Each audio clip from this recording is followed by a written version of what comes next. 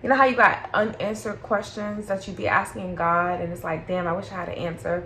It's almost like Dr. Claud Anderson laid out the godly blueprint for what Black Americans should do.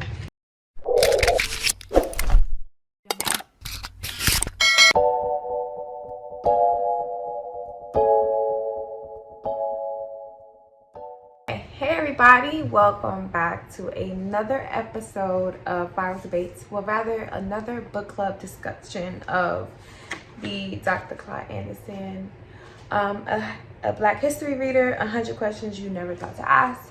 So today we're going to go through questions 5 through 10 because that's where we left off. We kind of jumped around, we kind of went out of order, but that's what we're going to do today. So question 5 is, did Reverend Dr. Martin Luther King Jr. colorblind dream take the focus off Black rights? So I'll start what I highlighted, and then Andrew will give us his commentary.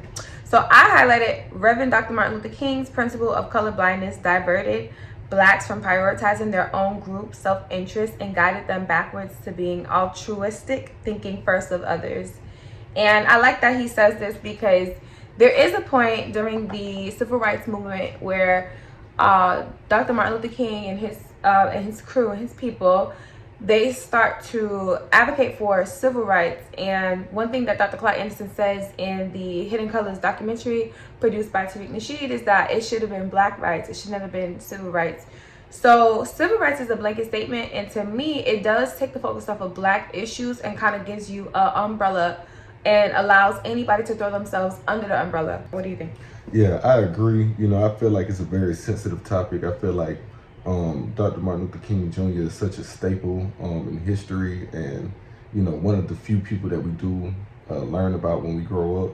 And so I feel like whenever we start speaking on Dr. Martin Luther King, you know, people get very sensitive. And I'm not going to go as far as say that it was intentional, but I do feel like it definitely took the focus away. One of the things that I highlighted was the Negro Bill of Rights. It says the increased focus on Blackness resulted in the rise of Black leaders who in 1928 petitioned the federal government to codify Black self-interest by passing the Negro Bill of Rights. And then, you know, by the time it got to Dr. King, he ended up proposing a Bill of Rights for the disadvantaged. And that disadvantaged term got used in singularity and swapped out with minority, and everybody was able to kind of blanket themselves under that umbrella and said, we're going to take this movement and reach out to the poor people in all directions of the country, and to the southeast after the Native Americans, and to the west after the Chicanos, and to the Appalachian for poor whites, and to the ghettos after the Negroes and Puerto Ricans. And we're going to bring together and enlarge this campaign to something bigger than just civil rights movement for Negroes. I mean, as soon as he said that, he just opened the floodgates and opened the door, you know, for everybody to be able to come in and say, well, yeah, this is what Dr. Martin Luther King was fighting for, when that's not what was going on. Dr. Claud Anderson and the person who wrote Post-Traumatic Slave Syndrome says that looking out for others is a post-traumatic slave syndrome where you could not look out for yourself on the plantation. So you had to focus on the master, his wife, and his children. You couldn't even look after your own children. So we still today have that mindset where we're focused on everybody but ourselves, and that's a slave. That's a post-traumatic slave mindset. So question number 6, are Black Americans more vulnerable to terrorism than other Americans? Yes, 100%. I mean, just off the top, where are we gonna go? If a terrorist attack happens right now and people start bombing America, Black Americans don't have any other country, any place to go and flee to. We're here.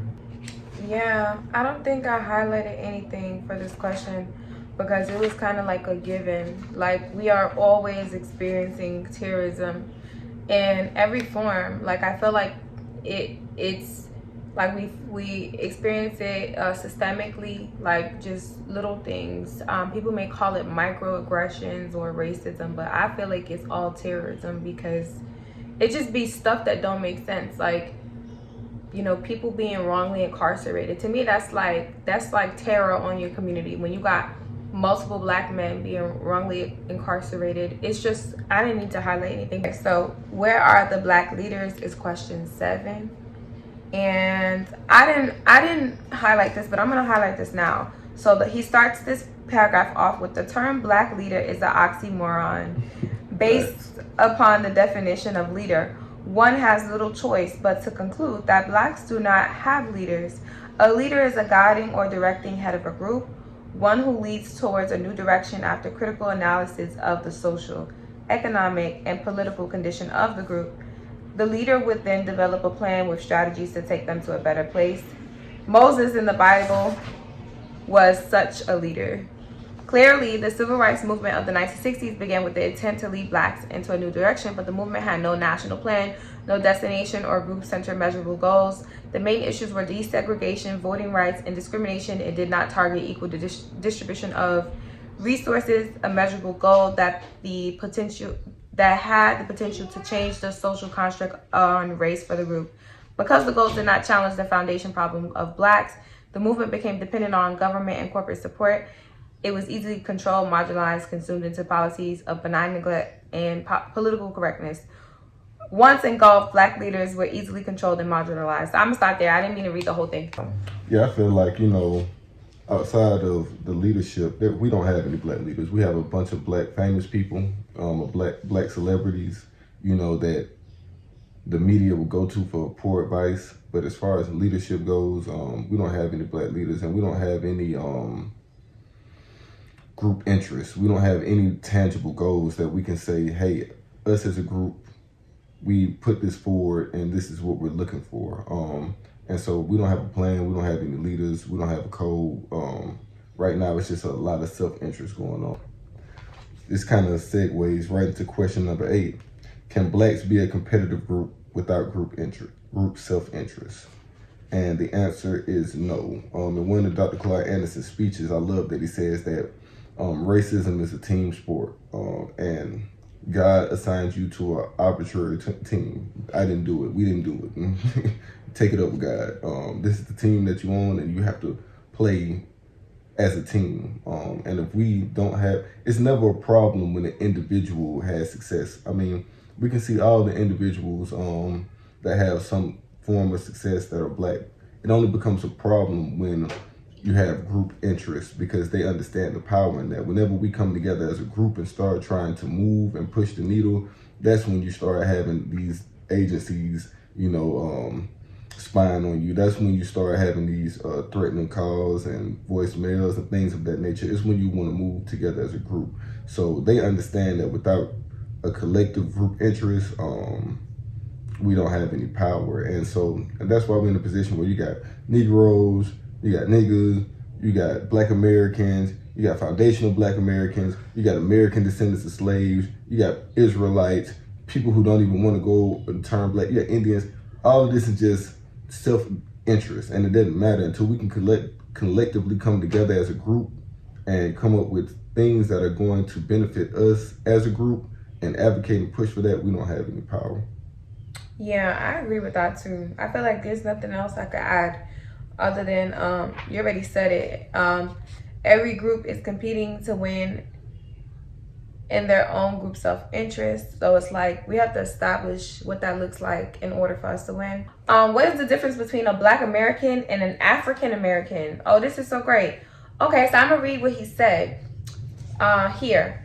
So he said the terms black American and African American are not equivalent or interchangeable, although they are genuinely but erroneously considered as such by whites and some native blacks. Black Americans are born in America and are descendants of slaves. African American is a term most accurately applied to a person born in Africa that has relocated or migrated to America. In reality, each term is derived from totally different cultural, language, political, religious, and racial experiences. So I'll just stop there because, I mean, like, what else do you need to say to stop people calling you an African American? I highlighted that they have no personal connection to Africa, and not one country on the African continent ever sent a single vessel to this country to rescue any of the millions of blacks who were kidnapped, enslaved, killed, and psychologically crippled. So I really do like that I highlighted that part. I highlighted a lot, but I'll stop there because I just never identified as African American except for on paper because I had no other choice. I think as of late, they changed it to Black or African American, which I feel like is extremely disingenuous because being a part of the Black race and being a part of the Black ethnic group is two totally different things. So being a Black American is an ethnic culture group. Being Black is a race. Being African American means you were born in Africa and you live in America. So I do understand that we were given that term by some Caribbean during the early 1920s, and what's his name, Jesse Jackson. Mm-hmm. Yeah, these people came together and decided to take away Negro and put African in front of us. You know, we didn't like being called Negro. We didn't like being called colored. So they thought African was the best thing, but it's really the worst thing ever to come to label us. Like, I would prefer we had stuck with Negro to this day because that is a specific identifier that no one else uses in the entire world. Yeah, I'll stop there. Yeah, you know, and he goes into an example in here that I want to. Oh, here it is. You highlighted it. But this is the dangers, you know, because people think that, you know, it's just that people are just upset or just mad about the term, or it's just a dislike. But no, it literally is detrimental to us as a community. So it says using unspecific terms like African American obscures the unique history of Blacks in America and can have harmful effects similar to what happens when terms like minority, people of color, or poor people are used instead of Black. A lawsuit filed by a Pakistani, so listen to this, a lawsuit filed by a Pakistani who applied for the African American Banneker Scholarship at the University of Maryland in the 1990s demonstrates the folly of imprecise language. The university denied him the scholarship rightfully because you're a Pakistani immigrant, but they denied him the scholarship because recipients had to be African American.